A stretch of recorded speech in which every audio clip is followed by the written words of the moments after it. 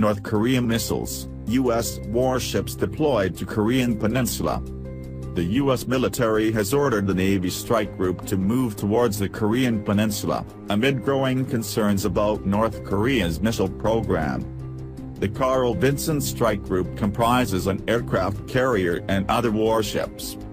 U.S. Pacific Command described the deployment, now heading towards the Western Pacific, as a prudent measure to maintain readiness in the region. President Trump has said the U.S. is prepared to act alone to deal with the nuclear threat from North Korea. The number one threat in the region continues to be North Korea, due to its reckless, irresponsible and destabilizing program of missile tests and pursuit of a nuclear weapons capability, U.S. Pacific Command spokesman Dave Benham said. What is being deployed? The strike group comprises the Nimitz-class aircraft carrier USS Carl Vinson, 2 guided missile destroyers and the guided missile cruiser. As well as massive striking power, the carrier group, headed by Admiral Nora Tyson, has the capability to intercept ballistic missiles. It was originally due to make port calls in Australia but instead has been diverted from Singapore to the West Pacific, where it recently conducted exercises with the South Korean Navy. In detail, North Korea's missile program. How advanced is North Korea's nuclear program?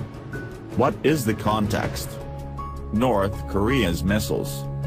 North Korea has carried out several nuclear tests and experts predict more could be in the offing as it moves closer towards developing a nuclear warhead that could reach the U.S. There have been indications from North Korea that it may test an intercontinental missile, even though it is banned from any tests under UN resolutions, restrictions it has consistently ignored. On Wednesday, it test-fired a medium-range ballistic missile from its eastern port of Sinpo into the Sea of Japan. That test came a month after 4 ballistic missiles were fired towards the Sea of Japan, moves that provoked a furious reaction by Japan.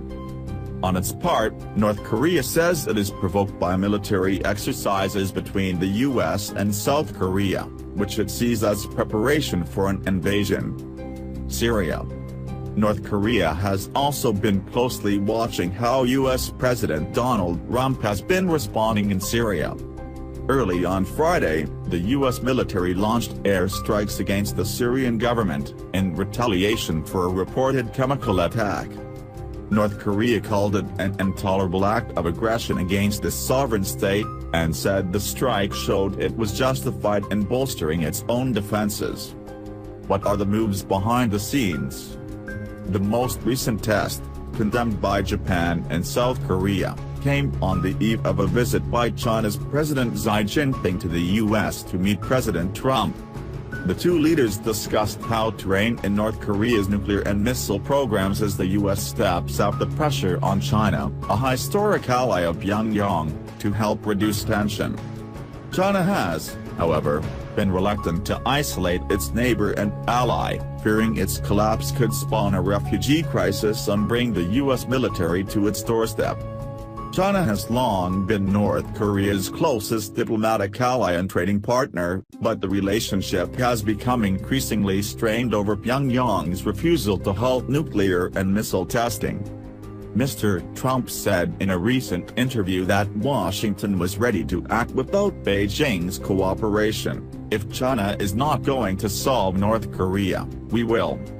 The U.S. Treasury recently slapped sanctions on 11 North Korean business representatives and 1 company, while U.S. politicians overwhelmingly backed a bill relisting the North as a state sponsor of terror.